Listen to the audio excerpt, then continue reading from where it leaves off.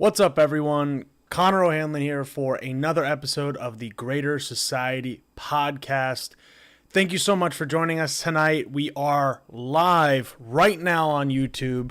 And if you are not with us hanging out on YouTube, every week we will be live starting at roughly 7 o'clock. I do start a few minutes early sometimes, a few minutes late sometimes.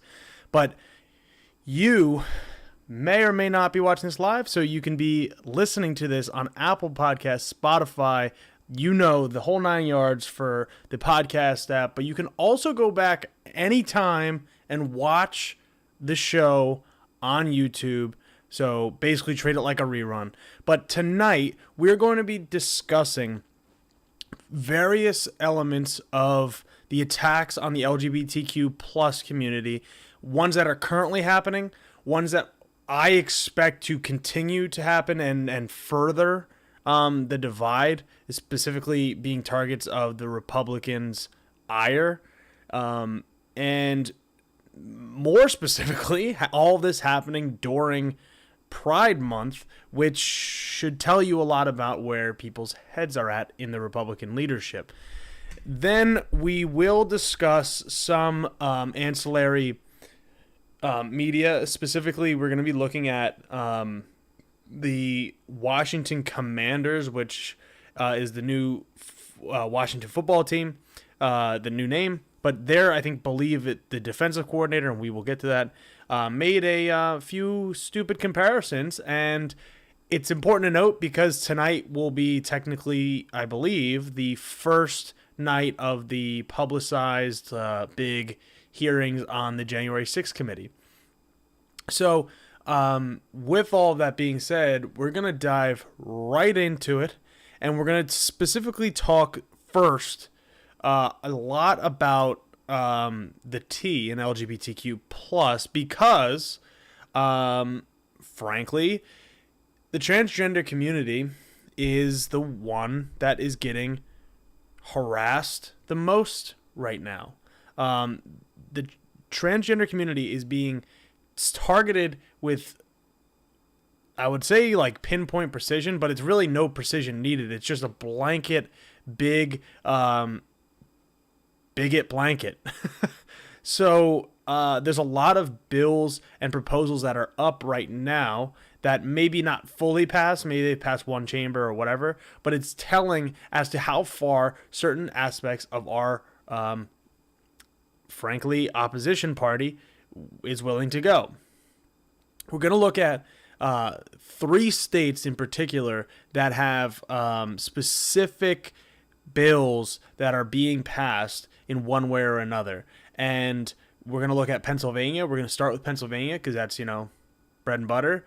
Ohio and Florida, which if you're watching on YouTube, you probably saw the thumbnail of Governor Ron DeSantis, who I don't think it's a secret, is probably going to run for president come 2024. So we have our work cut out for us as Democrats and more likely progressives to fight back against this stuff and stand for something and not necessarily in opposition to, because that's a nice thing to little pin to put in on this is we as progressives are not fighting specifically against only the bigotry of these people, although that is a major part of it. We're fighting for positive rights for the LGBTQ plus community. For example, as we will discuss later more, the right for gay people to get married. The right for same-sex couples to adopt children. The right for transgender people to exist, which is the bare minimum of what we're really talking about and fighting for right now. It's a sad reality in which this is the main focus, but it is incumbent upon someone like me, someone like you, to push back against the narrative that is being put forth. I made a tweet today that said, while, and this will lead us into the first article we have here, while we have people, kids, being massacred, and I don't use that word lightly, in schools during school shootings because there is no gun reform being passed. There has been multiple shootings since our last episode, which we discussed the gun violence epidemic. One that happened literally blocks away from one of my coworkers in Philadelphia. None of that matters to the GOP in Harrisburg. What they're more focused on is this. The Republicans in Harrisburg passed a bill in the Senate that specifically targets transgender girls in K through 12 sports. And we can look at this bill here a little bit more down here. And this, don't want this crap to play. The Pennsylvania Senate passed Republican-sponsored legislation Tuesday to prohibit transgender women from participating in women's sports. The proposal, which passed 30-20, now heads to the House, which, if you didn't know, is also controlled by the Republicans, where an identical bill was previously approved, and one Democrat crossed lines to support it as well. The bill requires public K through 12 schools and colleges to designate sports as male, female, or co-ed. During the floor debate, supporters argued the bill would level the playing field for cisgender women. Opponents said the bill would harm vulnerable young people. Now, I bring this up not as this is an easy problem to solve. I think it's more complex than most people want to discuss. However, with that, we cannot just boil it down and say, okay, you are banned from competing if you're trans, which is basically what they want. And they're specifically targeting, in the bill, trans women.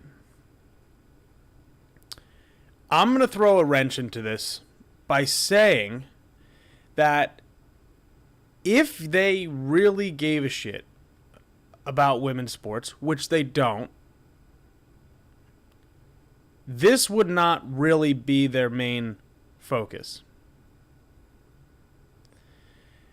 It's also important to note that if you have a trans man who may use testosterone or some form of testosterone booster, if they would be forced, because that's the point here, is that they don't care about trans men, they only care about trans women. If they were to be forced into playing female sports, they would have the biological, and I'm putting biological in quotes because it's not natural testosterone, but they would have a biological advantage by being on testosterone while competing in women's sports. Now, there are genuine things that could be debated and going back and forth and saying like, okay, how much time does someone have to be considered trans to compete in that sport? We can debate that. If they're a trans woman specifically, how long do they have to be on you all know what I'm talking about, estrogen supplements or estrogen boosting, I'm drugs, basically, whatever it is, I'm drawing a blank on the actual term, to actually compete. Those are fair things, right? We can debate all that stuff. How long does somebody need to be off of testosterone technically to compete, which none of this is clarified. These are all like super minor details that they don't really care about and they don't really give a shit about when it comes to women's sports and specifically young girls sports, which this is even less of an issue with the people that they're really targeting, which is elementary school kids. Because elementary school kids haven't gone through puberty. So the differences are minuscule. If you look at a 7, 8, 9, 10-year-old male or female, whatever you want, like they could actually compete very easily. I really point this out as the BS that it is, because why is this a national issue?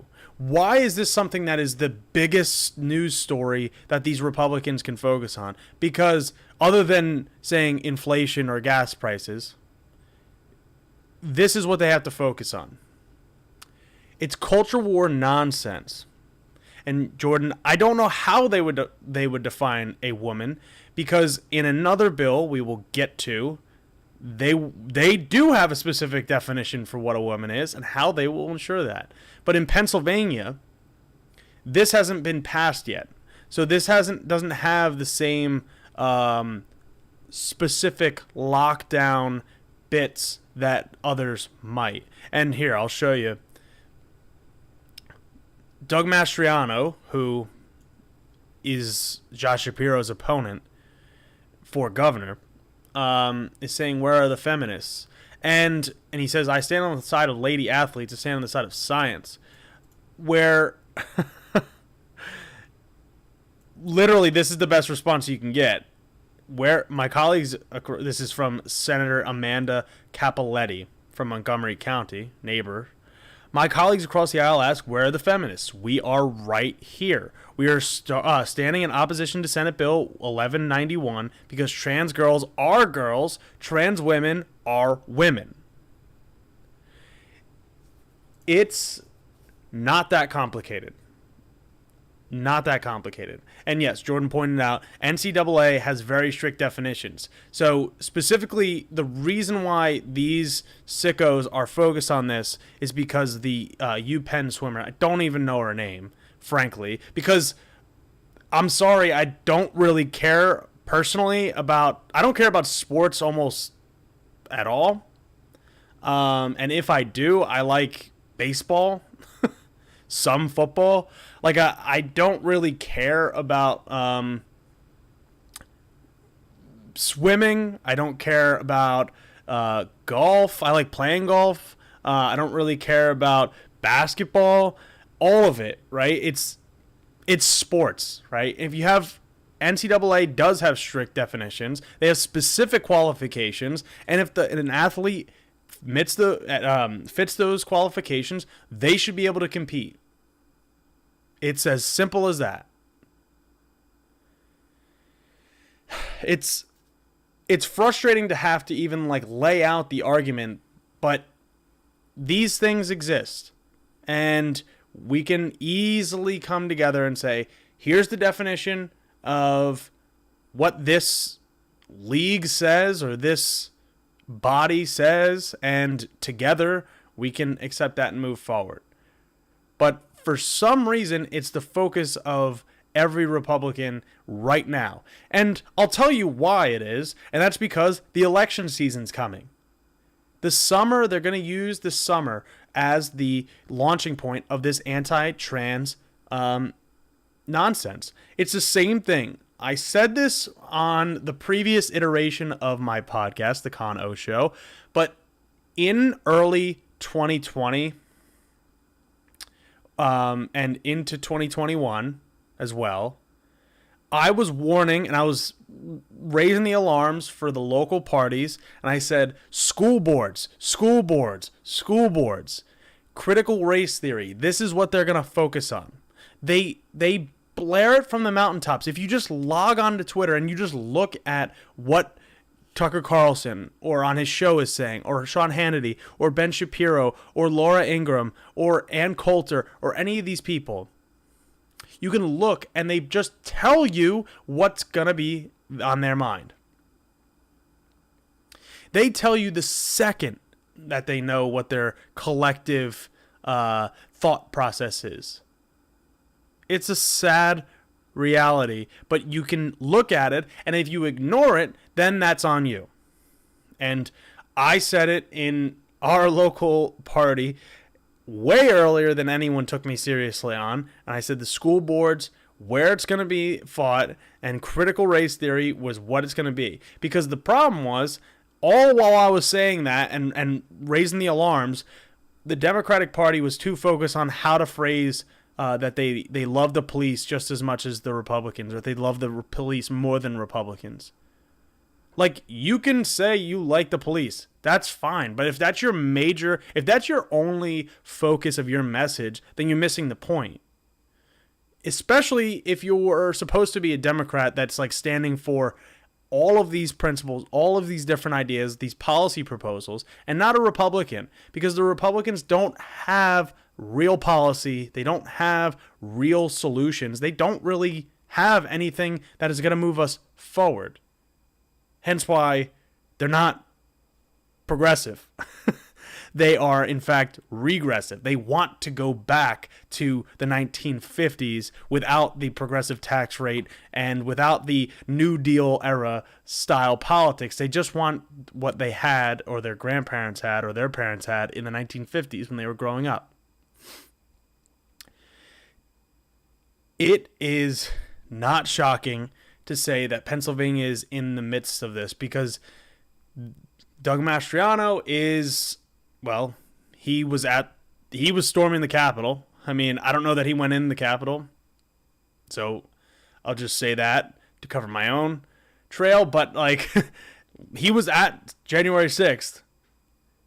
He was there, and that's the radical that we're fighting against. That's the type of person we're dealing with. We're not dealing with Dwight Eisenhower, and I don't even want to say we're not dealing with Ronald Reagan. I say it all the time. Ronald Reagan led to where we are right now. Richard Nixon led to Reagan, which led to right now. So we shouldn't have no qualms about saying what they are doing and bringing that to light, and specifically addressing those issues. So now we'll move over to the neighbors to the west, and we'll look at what's going on in Ohio. And Ohio Republicans, and you'll find that it's always Republicans.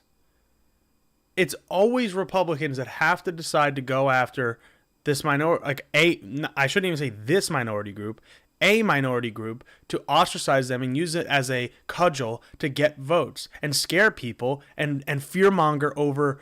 I mean, just look at how this all led up to this. If you guys can remember as far back as 5 or 6 years ago, when the biggest thing in the country was, oh no, we have a big problem with transgender people using the bathroom of their choice, even though throughout the history of this country that's what they've done, and no issues were ever actually reported, and stories were just made up to ostracize and be bigoted towards trans people for no reason other than election time. They need a target. And I see Mike in chat. Mike, he says those chocolate peanut butter protein bars be hitting different, and that's because I gave him a chocolate peanut butter protein bar today, sponsored by Kirkland. And back to the real part of the show here. The Ohio Republicans passed bill enabling verification process to enforce transgender sports ban. So on top of what was just done in the proposed bill in Pennsylvania, what's going on here in Ohio is that there would be the proposal for, and I'll read it now. The bill states that if an athlete's sex is, quote, disputed, they are required to show a doctor's statement indicating the participant's sex based on their internal and external reproductive anatomy.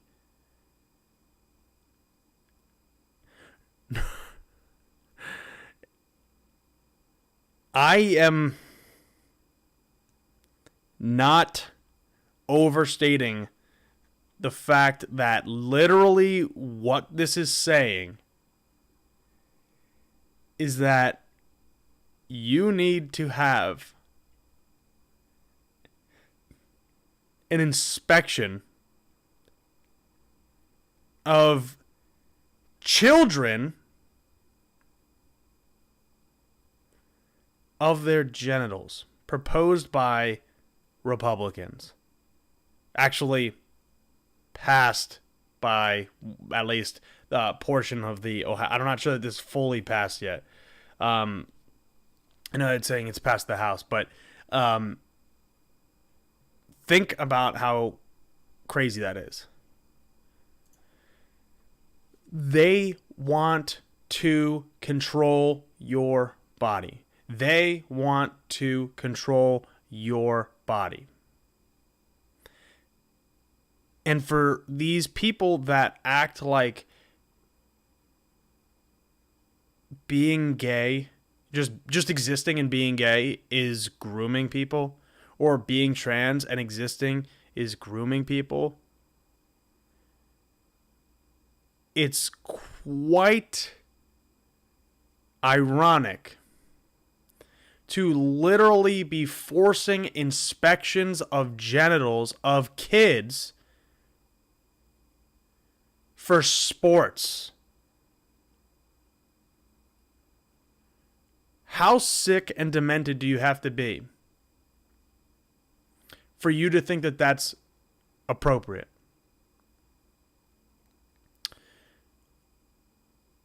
How many times do you... I don't even mean to be an asshole, but how many times do you have to be dropped on your head for you to think that that is appropriate, necessary, or logical?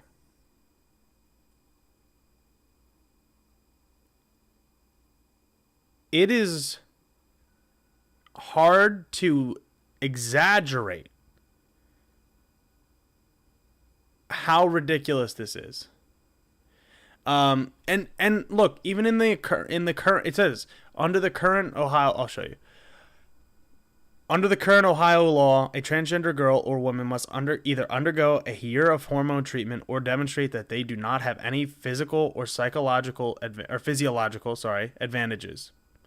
So it's like we already have the standard for what somebody would need to do to compete in the opposite sex of what they were born as. And furthermore, while on this subject, if we really, really think about it and ignore all of the bits and pieces of how many transgender athletes do we even have? How many people would this actually affect? If you look at historically who would be in question and who could be disputed, you can look no further than the Olympics, where black athletes were specifically targeted and pointed out as being too, quote, masculine to be competing in the female portion of the Olympics. So, on top of bigotry towards the transgender community, you can layer in a healthy dose of racism that will come with that. So, in closing on the actual sports bit, because we have two more things to discuss on the attacks here, there are solutions. There are ways to go about this. There are things that you can do and propose, especially in K through 12. Especially in K through 12. More stringent things, or more, maybe not stringent, more specific pieces when it comes to college and professional, that's fine. You can, each individual spot can do that. And I'll tell you, from somebody who competed in powerlifting, I knew a trans man, and I'm not going to say their name just out of the precaution for themselves, but I knew a trans man that competed in men's powerlifting. Nobody knew. Nobody would have known. I didn't know. Only because he told me. Only because we discussed it. And I get that the reverse of being a biological male at birth and transitioning, if you transition at 25 years old or 26 years old, like if I did, I get that my biological advantage would be different.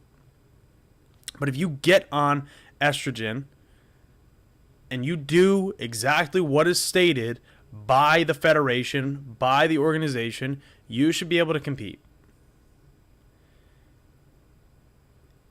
And the younger somebody is, the easier it is to make that argument. The less stringent it has to be.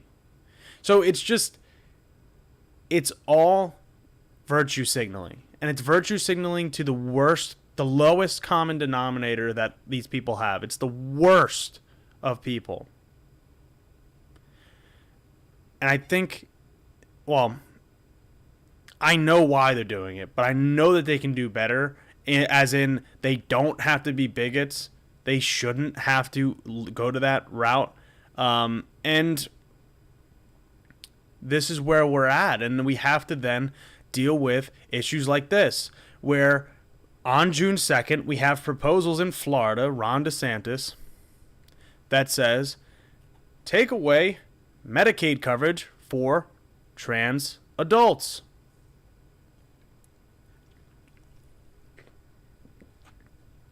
We have Ron DeSantis, same day, asks medical board to ban transgender health care. We'll just read it. Transgender health care in Florida faced a double whammy from Governor Ron DeSantis' administration on Thursday. State Surgeon General Joshua Ladapo asked the state board regulating doctors to essentially ban transition-related care for transgender minors, according to a letter obtained by NBC News. That's one bit of it. Hours earlier, the state Agency for Health Care Administration released a 46-page report that would justify banning, this is the real kicker to this whole thing, banning Medicaid coverage for transgender people of any age, claiming treatments for gender dysphoria like hormone replacement therapy, puberty blockers, and surgeries are under-researched and ineffective.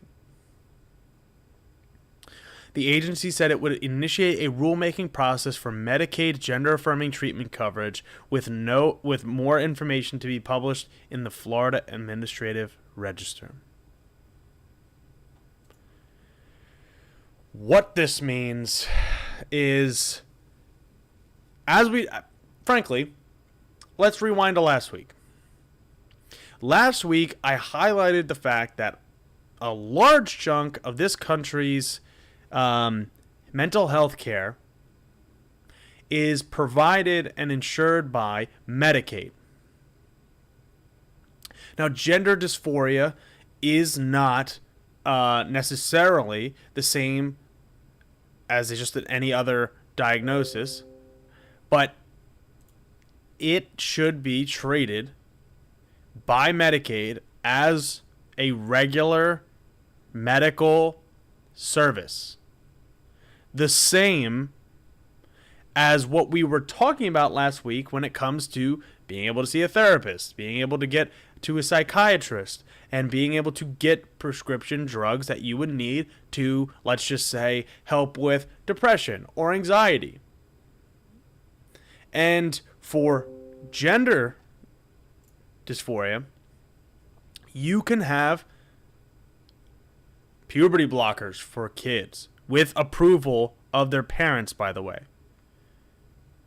You can get hormone replacement therapy, which is what I've been trying to think of the whole time, for trans men, trans girls, trans boys, whatever it is, whether they're minors or Adults, again, minors with parental advisory and doctor advisory and approval by both.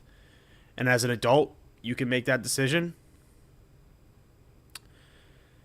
Those pieces should be easily accessible to people on Medicaid, just as any other person with regular health care would be. Or health insurance, I should say. Because I will remind you again, Medicaid helps people that cannot otherwise afford to have health insurance. Medicaid keeps people out of the emergency room.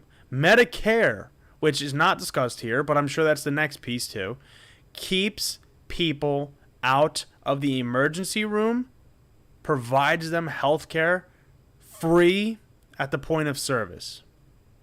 That's what we all should have, but this is important for those special interest groups, being older people and people below the poverty line. They should be given this because that's the bare minimum of a society should do. So to strip it away from people that are lower income, that do have a higher rate of depression, anxiety, suicidality, is further cementing that there is the potential issue of someone dealing with gender dysphoria and then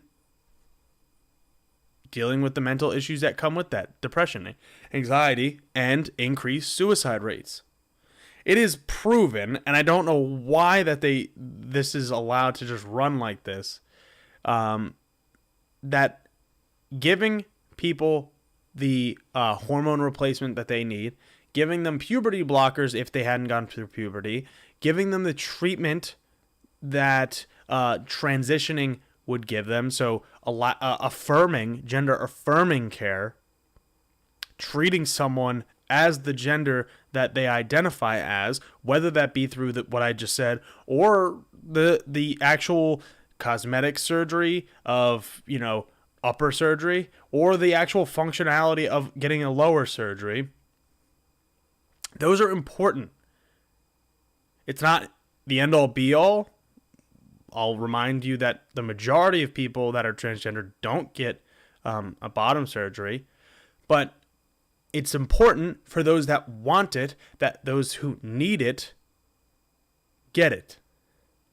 I always make this connection, but there was a movie that I watched in management, whatever it was, like 101 in college, and it was Denzel Washington, and basically his kid was I believe it was his kid, was in the hospital, and he basically just said, need help, get help. That's it. You need help, you get help. You need healthcare, you get healthcare. That's the basic. That should be part of the basic bargain of this country. In you work, you put your time and effort and money into the society. You should be able to get out what you put in. And frankly, if you can't give that much, you should be able to still receive the benefits the same benefits as everybody else, because not everyone starts at the same footing. Not everyone starts with supportive parents. Not everyone's able to, let's just say, transition when they first think that they should. And let's dispel the notion of hormone therapy being irreversible or puberty blocking drugs being irreversible, which they're not. If you were on puberty blockers and you got off them, you know what would happen? You would go through puberty. And you know what would happen if you got off your hormone therapy? You would have your regular, normal, biological hormones come back. And that is, in and of itself, evidence enough that we should let people do what they think is best for them in that case.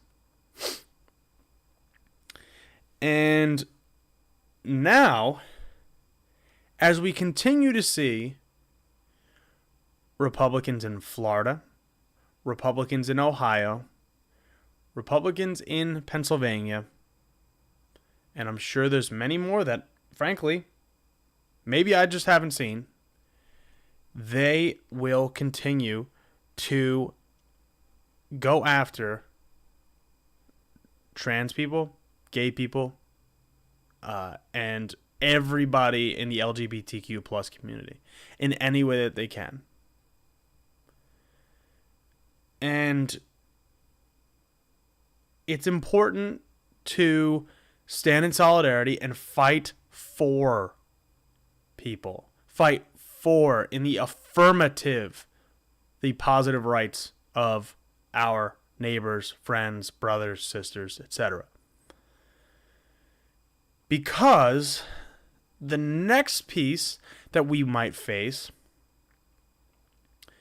and I'll start with the less solidified one first, is we'll see same-sex couples not being able to adopt children. So, what that means is the party of people that want to control women's reproductive systems and force pregnancies to term, the same party that doesn't want to provide basic birth control as part of healthcare, that same party wants to restrict same-sex couples from being able to adopt kids because they're the same sex.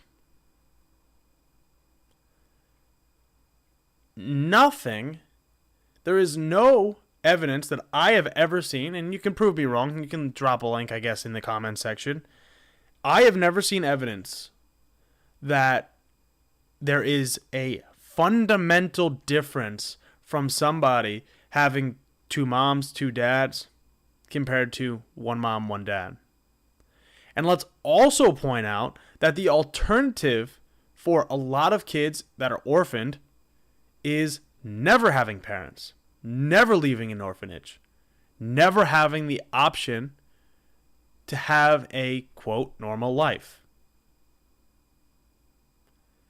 They lose that opportunity due to no fault of their own, due to no choice of their own, but because they ended up in a religious institution that hands out the orphan rights to people,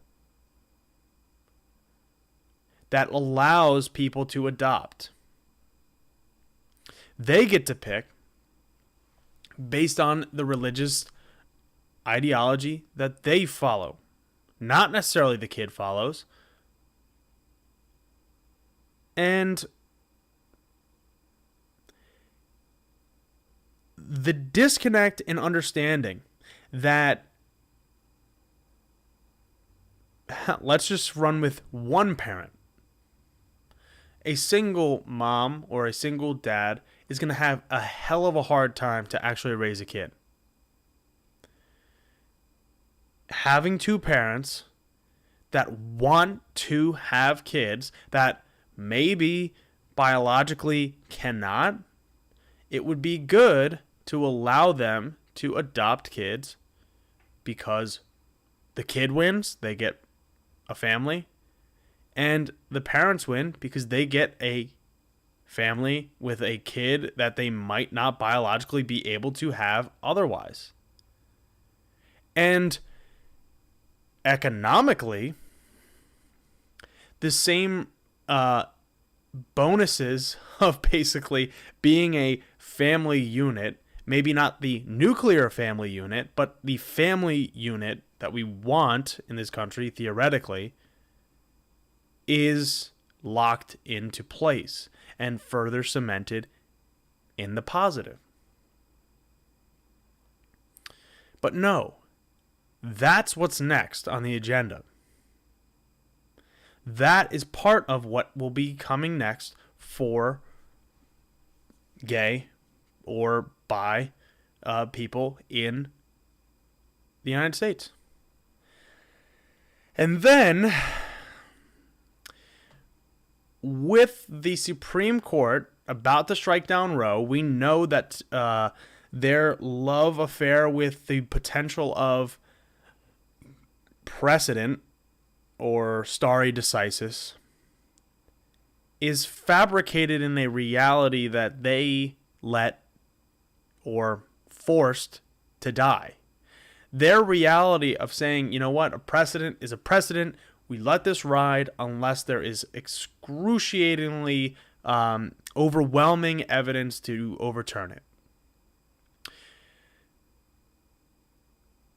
The right for same-sex couples to get married is contingent upon a court case deemed legal by common law through the Supreme Court, and that is the only reason why we have a federal right for same-sex couples to get married.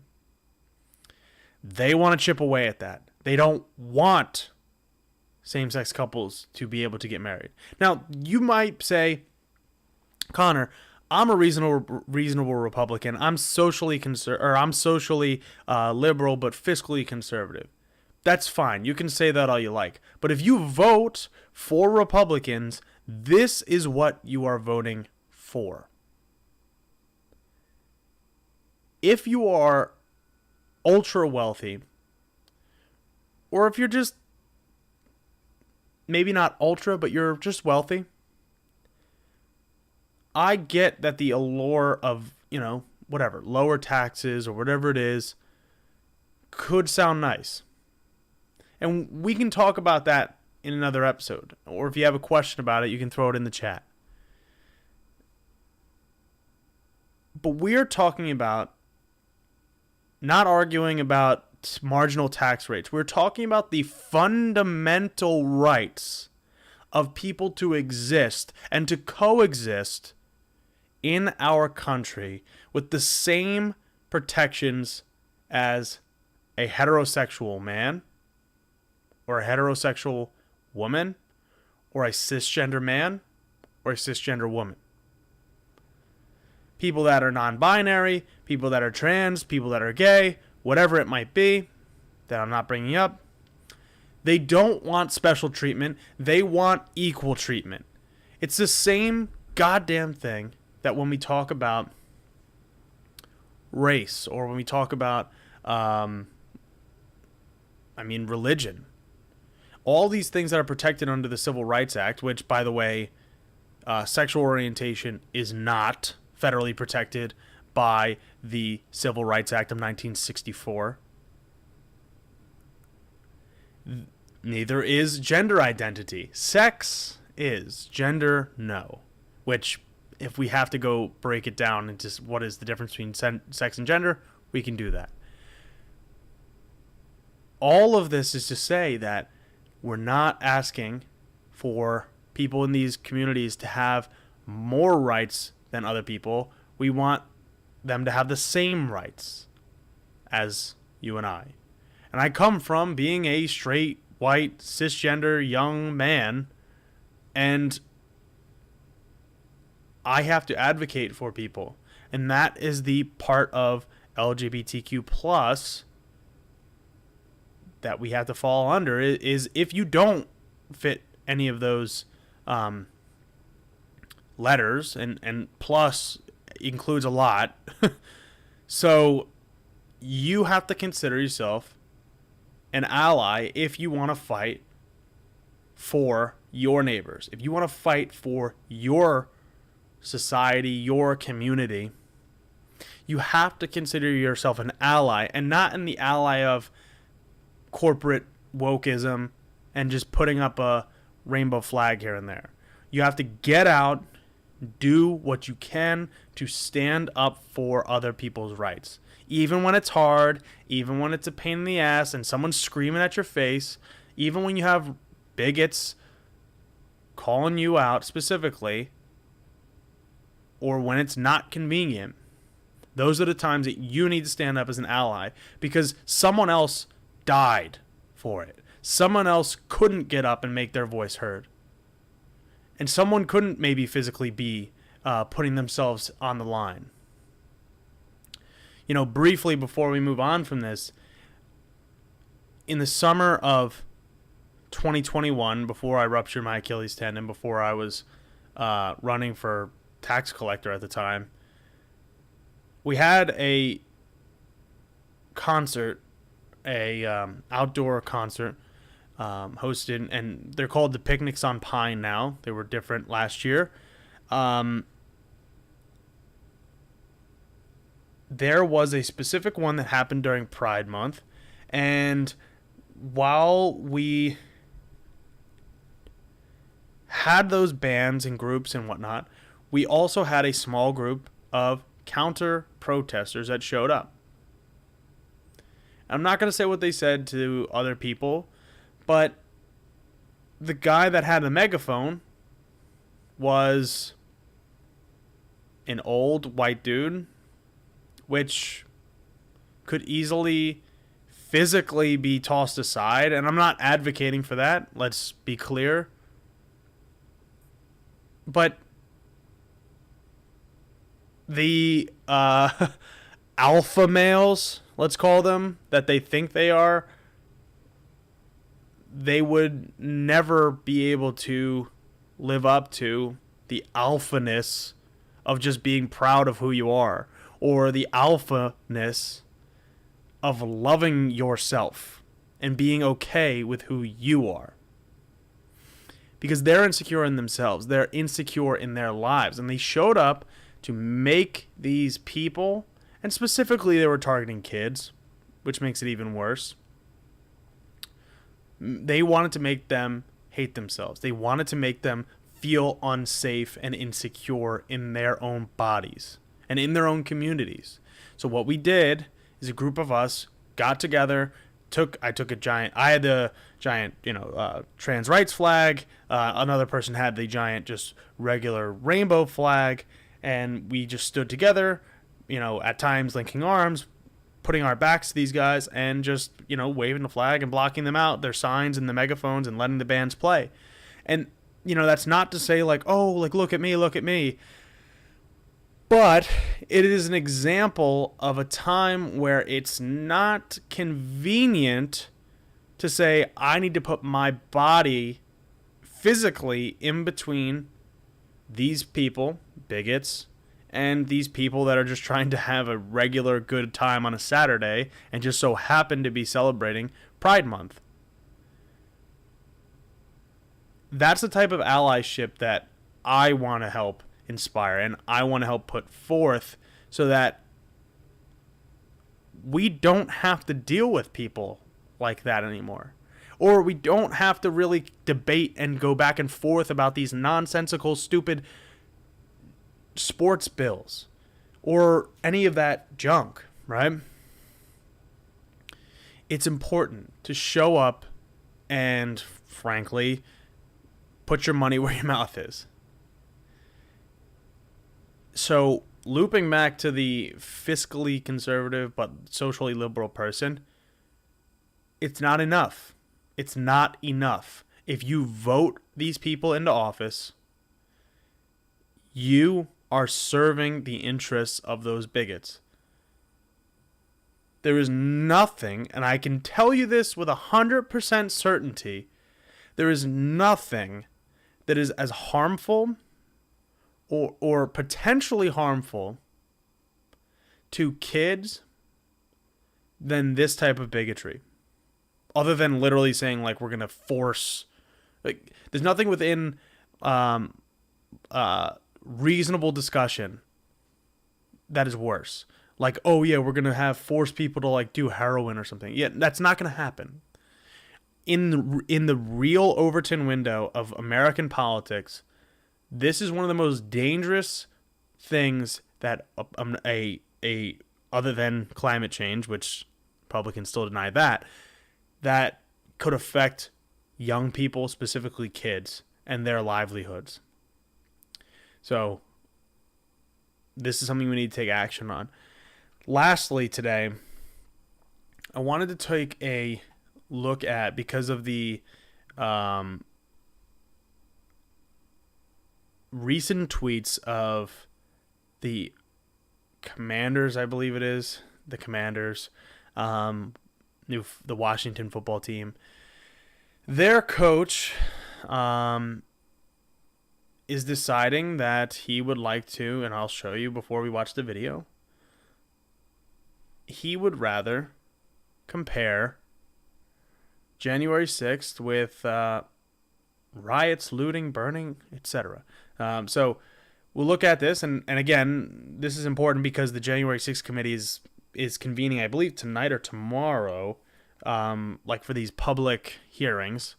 And it says, as the January 6th committee hearings draw near, we must understand the whole story of January 6th.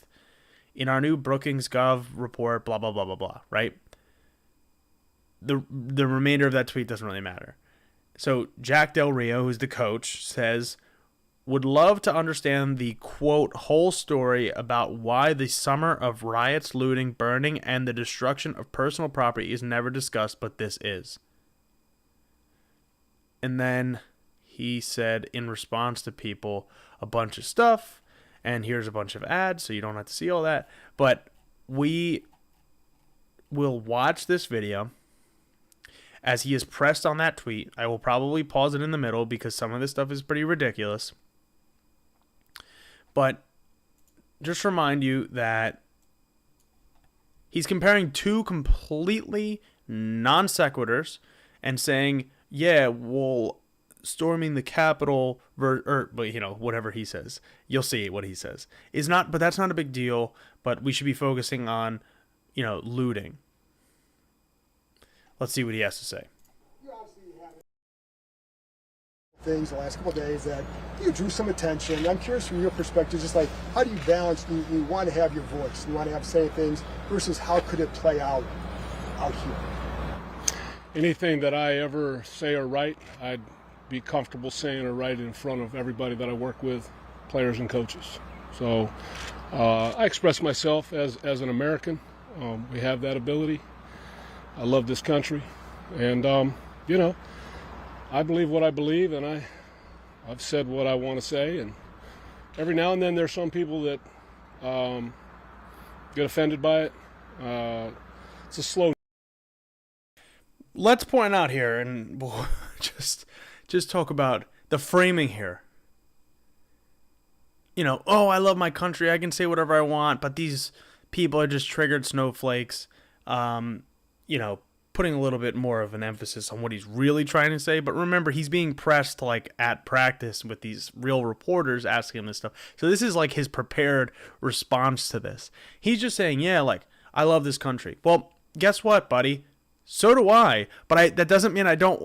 I just want to let people do whatever the hell they want and disregard human rights for other people and just say ridiculous things about comparing two completely non sequiturs. So let's keep seeing what he has to say. News cycle, so I guess Mike Florio picked something up yesterday and talked about it. It's not the first time Mike and I have disagreed about things. That's okay.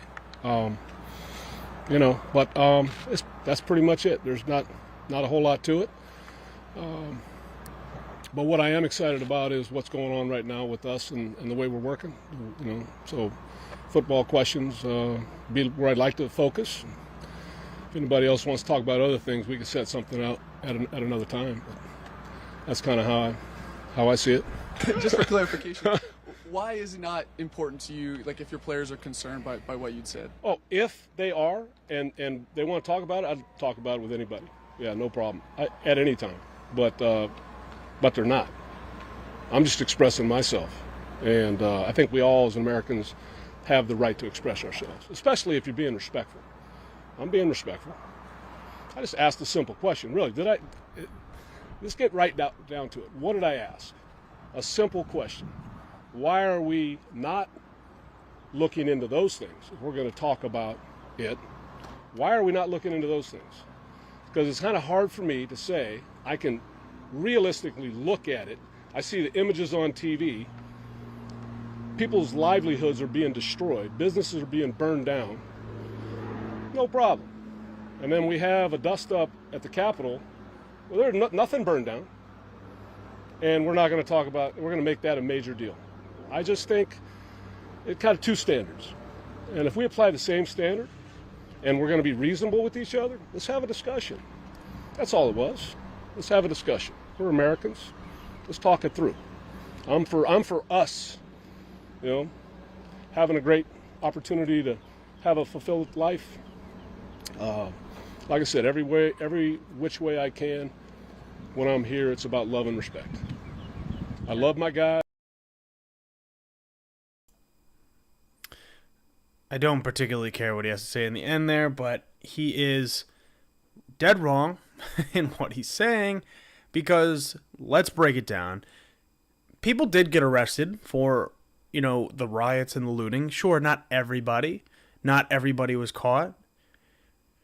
But to compare, and this is what a lot of people don't get, and to say you love your country, and on the other hand, say that it's basically no big deal that people stormed the Capitol building. The Capitol building where our legislation is passed, the Capitol building where our sitting senators were and our congressmen and women were from the House of Representatives, to overturn the election results. I'm sorry, you don't love your country then.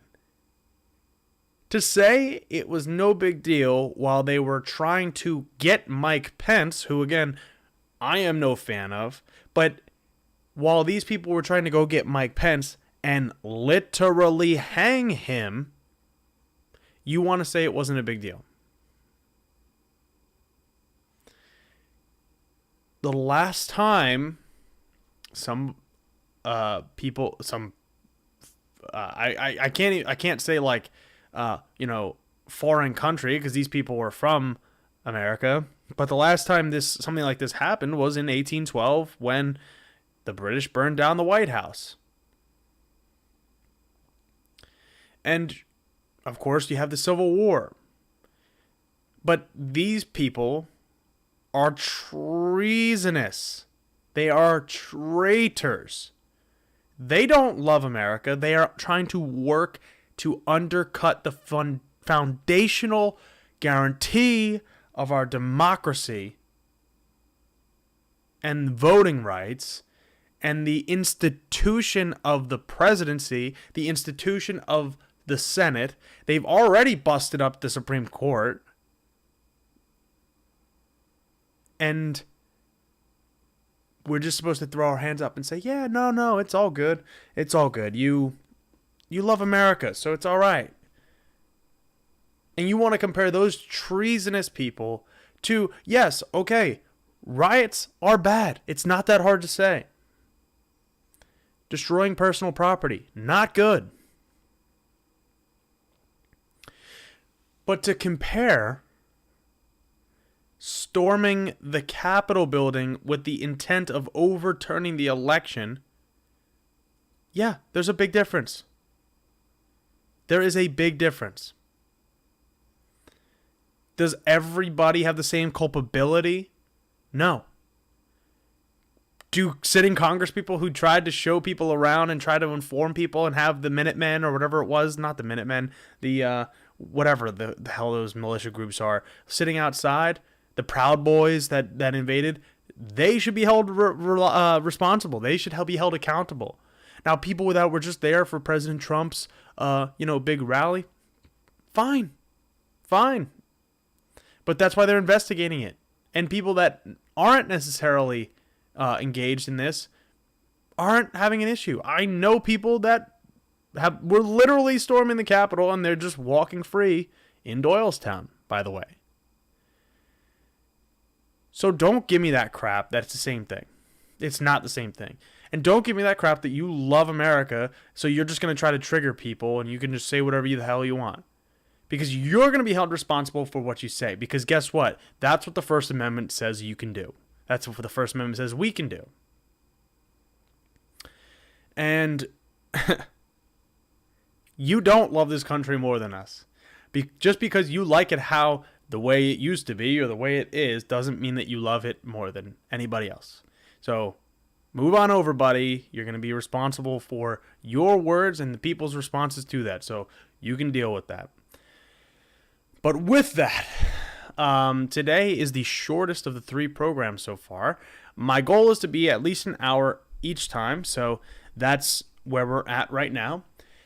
With that, I humbly ask that if you enjoy this program, that you hit the thumbs up down below if you're watching on YouTube. And if you are on YouTube, hit the subscribe button because that really helps us grow.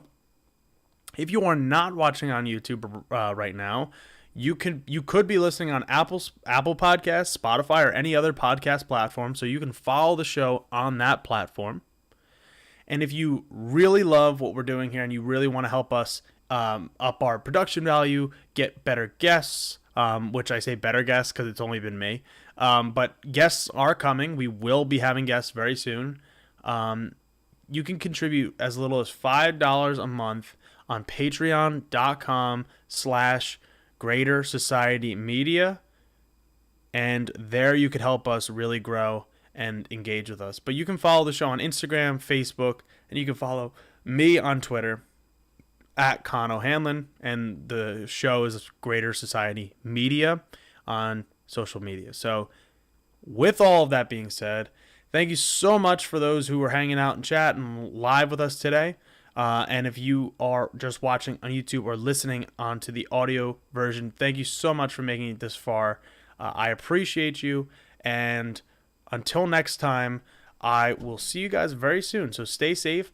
Be an ally. It is Pride Month. Be an ally. Be smart. Be safe. And stand up for basic human rights. So I will see you guys next week.